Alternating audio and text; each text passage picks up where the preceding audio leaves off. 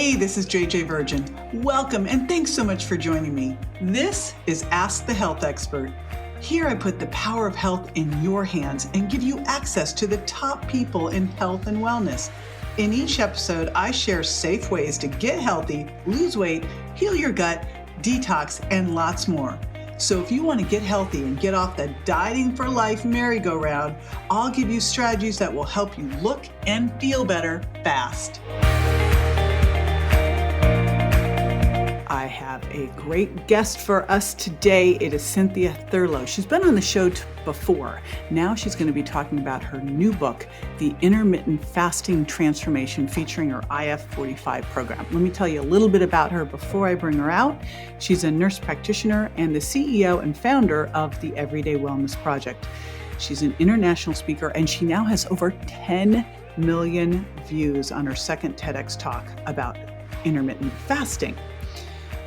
With over 20 years of experience in health and wellness, she is a globally recognized expert in intermittent fasting and nutritional health, and specifically intermittent fasting for women. And she's been featured on ABC, Fox 5, KTLA, CW, Medium, Entrepreneur, and The Megyn Kelly Show. She was listed in Yahoo Finance as one of the 21 founders changing the way we do business. She hosts the Everyday Wellness Podcast, considered one of 21 podcasts to expand your mind in 2021 by Business Insider. A lot of 21s here. Her mission is to educate women on the benefits of intermittent fasting and overall holistic health and wellness so they feel empowered to live their most optimal lives. And boy, have we done that in this interview. There are so many gems in here that you are just going to love it. And she also has provided her intermittent fasting quick start guide, which you can grab at jjvirgin.com/IF45. All right, I will be right back with Cynthia Thurlow. Stay with me.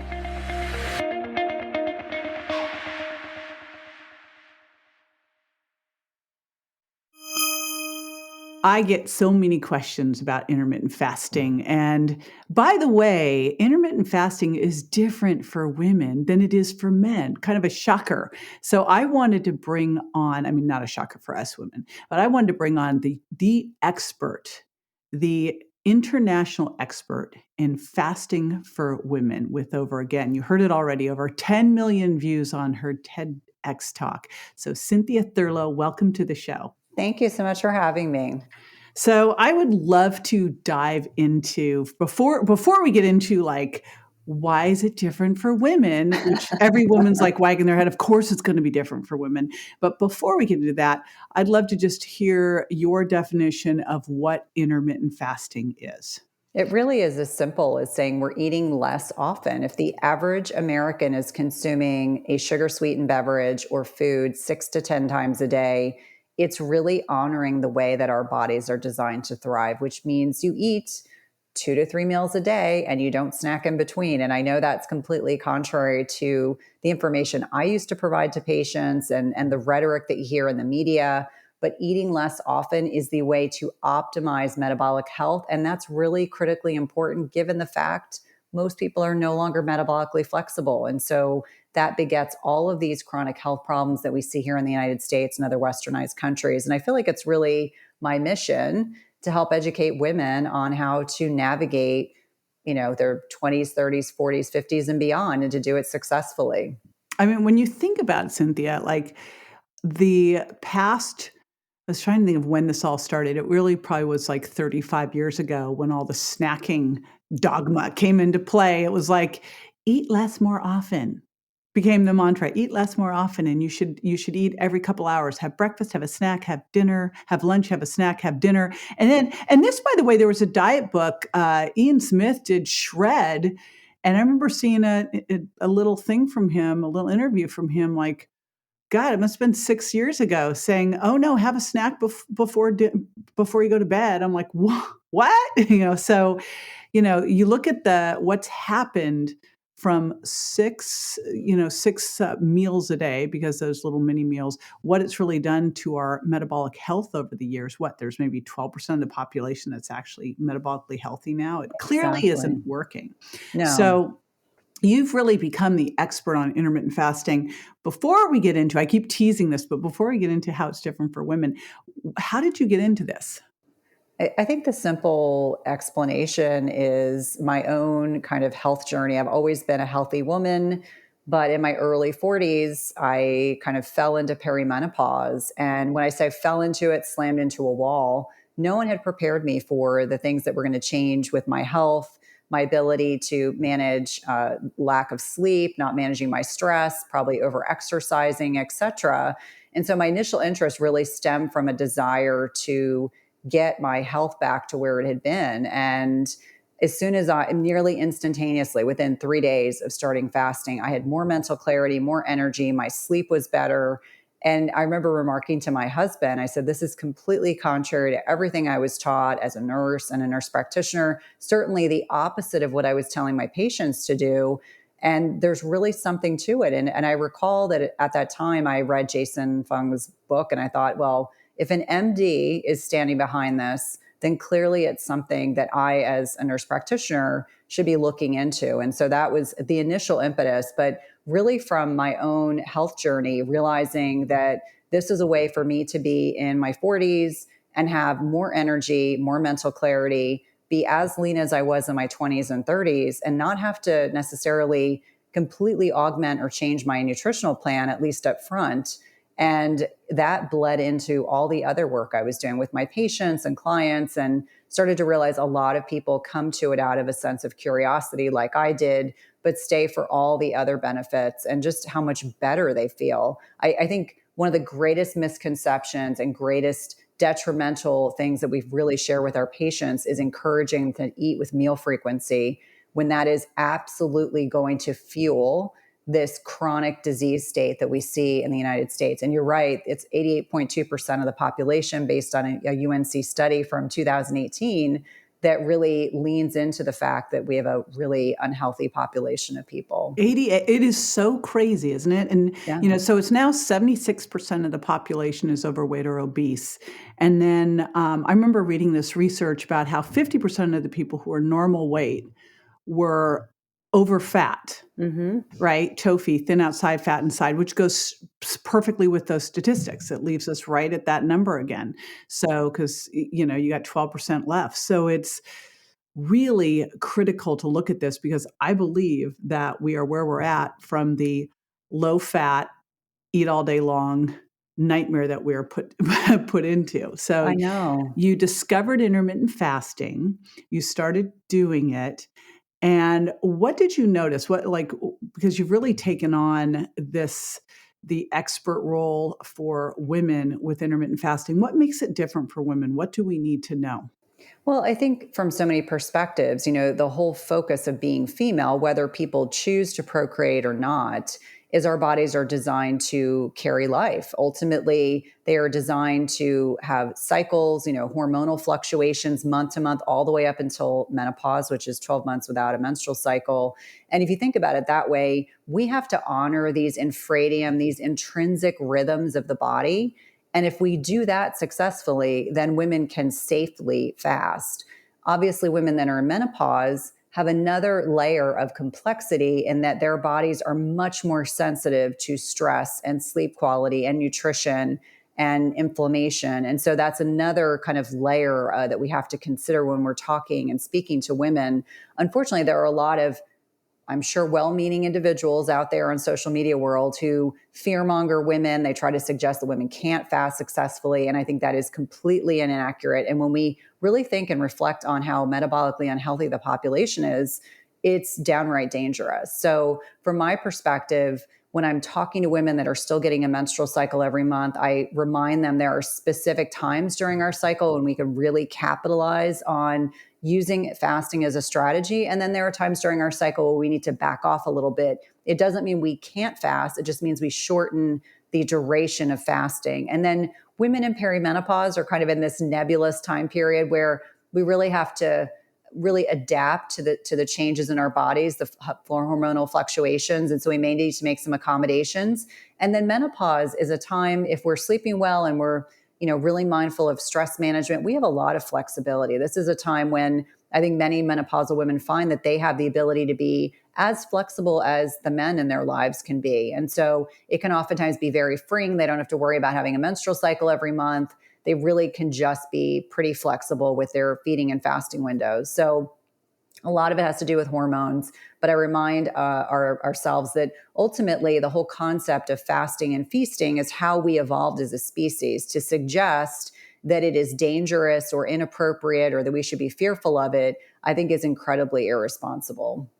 Well, it's also nonsensical Correct. because we wouldn't be here. Right. You know? Exactly. I mean, like, when would we ever have eaten 6 meals a day?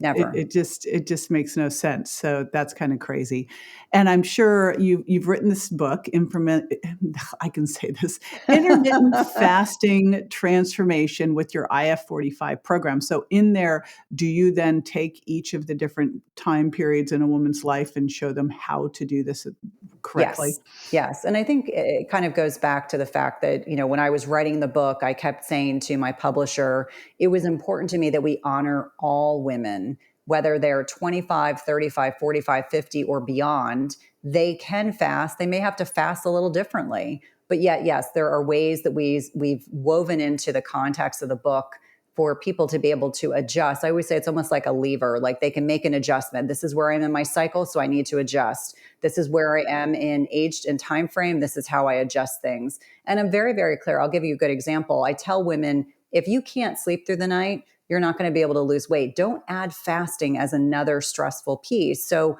really kind of foundationally providing information so that women can do this successfully and be able to utilize this strategy throughout their lifetime. I always think that it's important for people to understand the beautiful thing about fasting is that it's flexible, that you don't have to do the same thing day to day. Every single Monday doesn't have to be look the same as the preceding or subsequent Monday. And so really reminding people that if you're on vacation or if you're pregnant or if you have an illness, you can stop fasting for a period of time and then restart it when you're in a position where your body can accommodate that additional hormetic stress, beneficial stress on the body.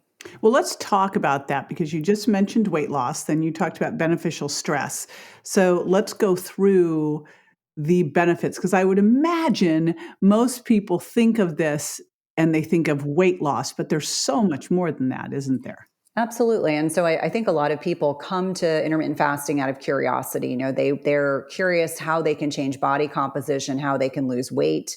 But what people feel almost instantaneously is with lowered insulin levels in the body, you have more mental clarity because ultimately your body will get to a point where it can utilize stored fat as a fuel source. And it's a very efficient fuel source. We actually can diffuse beta hydroxybutyrate, big complicated word, directly across the blood brain barrier. So mental clarity is number one.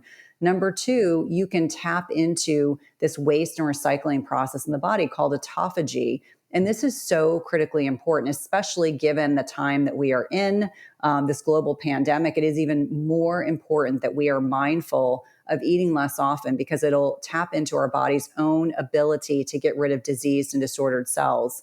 I think about the net impact on reducing inflammation in the body. When you get the blood sugar and your insulin levels lower, you will have this automatic reduction in inflammation in the body. And inflammation begets a lot of the chronic diseases we talk about. We know it lessens your likelihood of developing certain types of cancers. We know that it lessens the likelihood you're going to develop high blood pressure, diabetes, insulin resistance, other types of metabolic disorders, high uric acid levels, which can lead to gout.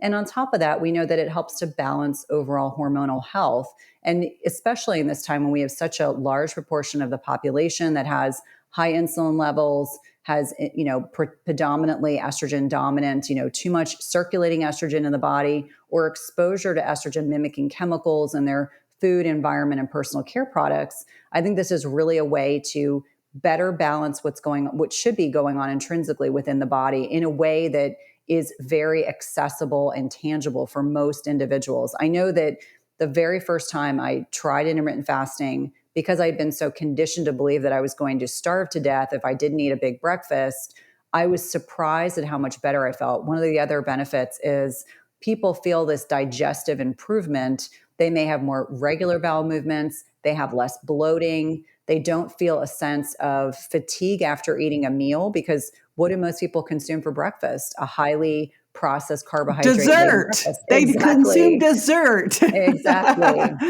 You're not Yes. doing yourself any benefits in the morning. So those are, kind of the highlights of the benefits that I think of. But I think the one that surprises most people is the degree of mental clarity they experience. And so this explains why when I travel or do any speaking events, I'm generally doing it fasted because I feel so much better. So the people who shouldn't fast, I mean, are there, because you mentioned a little bit, like if you're not sleeping well, don't do this. Are there certain people or certain times when this isn't a good idea? Yeah, I think I have to be incredibly responsible and state that, first and foremost, if you're pregnant or you're breastfeeding, this is not a time to restrict your macronutrients. Your body is either sustaining a life or you're wanting to produce adequate breast milk to feed your baby. So that's number one. Number two, I don't like people fasting if they have an existing history of eating disordered behavior, whether it's anorexia, bulimia, or binge eating. I do see quite a few individuals on social media who hide their eating disorder inside the context of intermittent fasting, especially with anorexia, which has a very low cure rate. I also think about anyone who's had a recent surgery or hospitalization, really making sure you're optimized in a position where you're going to be able to do it successfully. And if someone's underweight, this is another good example. If your BMI is under 18, you're really not in a position to be restricting your macronutrient intake. And then lastly, really it's honoring where you are in time and space. So for me, the 5 to 7 days preceding a woman's menstrual cycle is not a time to be doing these long and prolonged fastings. You may just do a period of digestive rest, and that's a beautiful thing, but that's a way of honoring where you are in terms of your cycle. And lastly, people that should not be fasting includes those that have chronic insomnia. If you're not sleeping through the night, that is not the time to be adding and fasting as an additional stressor to the body. Get your sleep dialed in properly, and then you can successfully fast. Because I remind people that sleep is designed to be this incredibly restorative process in the body, and you miss out on a lot of really key physiologic processes that happen. And that includes, making sure your blood sugar is properly controlled, making sure your cortisol is properly managed, amongst a myriad of other things. If you're not sleeping through the night, it's not the time to add in the fasting piece. And so let's say that you did add in the fasting piece. How would you know if maybe you shouldn't be doing it, if it Well, wasn't working? yeah, I would say if you've been sleeping well and all of a sudden you aren't sleeping well, that's number one. It may be that you're just not getting enough nourishment in during your feeding window. If someone's weak, tired, fatigued, definitely need to be checking in. Is it a hydration piece? Is this fasting just too much stress on the body? I think about changes to the menstrual cycle. It can sometimes take a month or two of fasting. Your period might get a little wonky, but I do think about our menstrual cycle as a barometer of female hormonal health. So if your cycle goes away entirely and you're not in menopause, that's a cause for concern. I would want to dial back and see maybe it's too much stress on the body. So really checking in. So I always think energy, sleep quality, menstrual cycle. The other piece is just how are you managing your stress? Because there are things called hormetic stressors, and fasting is one of them, and sleep is another, and cryotherapy and exposure to heat, like in an infrared sauna, certain types of physical activity. But I remind people that, if you're stressed out, if you're going through a divorce, you've had an illness, you're going through a major move, that may not be the time to add an additional stressor. In fact, I see a lot of women in their 40s who are going through major life upheavals. Maybe they're going through a bad divorce. Maybe they've had a significant illness. I know for myself, 3 years ago, JJ, when I was hospitalized for 13 days, I didn't fast for months because I had lost way too much weight and my blood sugar was really a hot mess. And I took a sabbatical until I gained back some healthy weight and felt like I was in a position to be able to participate. So, those are certainly instances that could be temporary, that you may need to back off, kind of take a look at what you're doing and making sure that you are doing all the right things to support your body while fasted.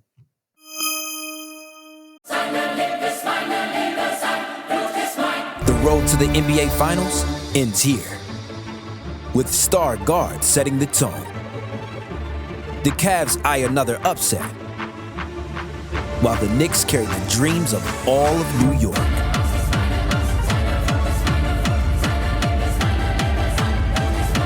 The Eastern Conference Finals continue, on ESPN and ABC.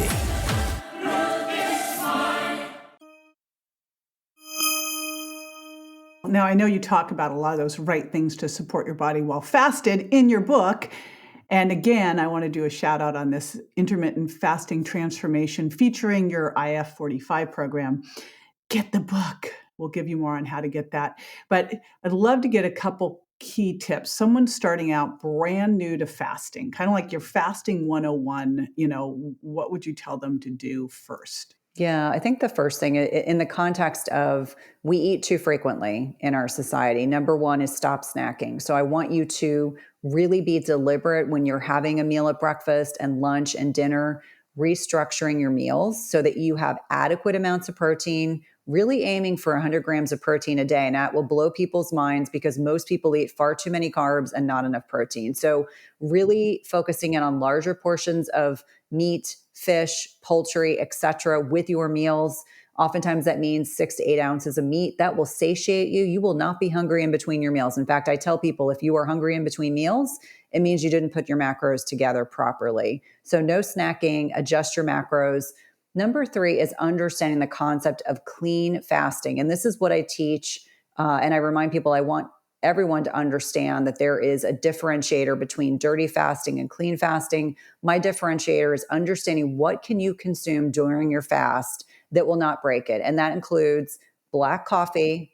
That includes bitter teas. Bitter means bitter. It does not mean that you have the apple celestial seasonings, orchard mix. That's going to be sweet. What I want is black tea, green tea, bitter teas.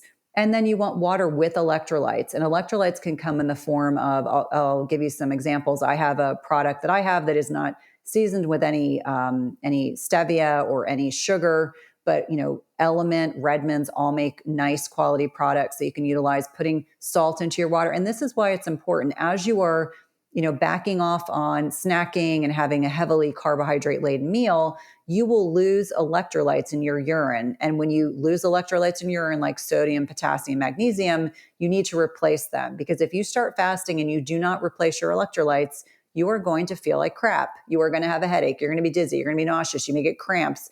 You may have insomnia, struggle with sleep issues. So those are generally the keys. Like I say, these are non-negotiables. These are the best strategies to really focus in on when you're new to fasting that will help you be successful and help you kind of integrate this new strategy into your life. So the last thing I would add to that is giving yourself grace, because some people can go from being a couch potato, eating a standard American diet, and they can get up to speed fairly quickly, meaning they might be able to get up to 14, 15, 16 hours fairly easily. That's not the average person. Most people need to slowly go from 12 hours fasted to 13 to maybe 13 and a half to 14. It may take 4 to 6 weeks. In fact, the more carbohydrate dependent you are, the longer it is going to take. So just acknowledge to give yourself grace. The process may take a little longer than you anticipate, but if you use those steps, you will be successful without a doubt. Awesome. And I know you've got it all laid out in the book. You also have a quick start guide for everybody. And I'm going to put that at jjvirgin.com/IF for intermittent fasting 45, because that's the name of your program, IF 45. Tell everyone what they are going to get. Yes. So the program, the book or The book, the quick start guide. Yeah. So the quick start guide, it really incorporates all of the, I call it the blueprint, what is going to allow you to be successful with fasting and be able to walk away with tangible, helpful strategies and tips. And it includes what to drink, what to avoid, how to sleep, how to manage your stress, signs of things you need to look out for to identify that maybe this is too much stress on the body. And those are the things that will allow you to feel comfortable and confident integrating the strategy into your lifestyle successfully. Awesome. So again, I'm putting that at jjvirgin.com/IF45. And I want to remind everyone, the book is now in the stores. So exciting, because I've been with you while you've been birthing this book. I know. And oh my gosh, I'm so excited about this book. And we'll also link to your TEDx talk, which it's over 10 million views now, right? It is. And what I think is a little like energetically amazing is that it's continuing on. Like my kids actually follow the views. I don't. but they'll say, well, mom, you're at 10,200,000, 10,200,000 views. And I'm like, how is that possible? It just continues to kind of roll along, which just goes to show you. I mean, I get messages every day on social media as well as on YouTube, just people saying that it's inspired them to take action. And there's no greater compliment to know that a talk that I did almost 3 years ago has inspired so many people to take back control of their health. It's so fantastic. It makes me beyond excited. So I'm super, super excited about this book. Everyone, you're going to want to get this for your library and use this as your blueprint for how to intermittent fast. It's a hard one to say because it's like intermittently fasting. That's not it. I know. Intermittent fast successfully without the pain and hunger. It's easy to do if you do it correctly. Absolutely. So there you go. Thank you so much, Cynthia. Thank you for having me. For more info on this and other health topics I cover, or to rate and review, find me on Instagram, Facebook, and my website, jjvirgin.com. And don't forget to subscribe to my show so you won't miss a single episode. Go to subscribetoJJ.com. Thanks again for being with me this week.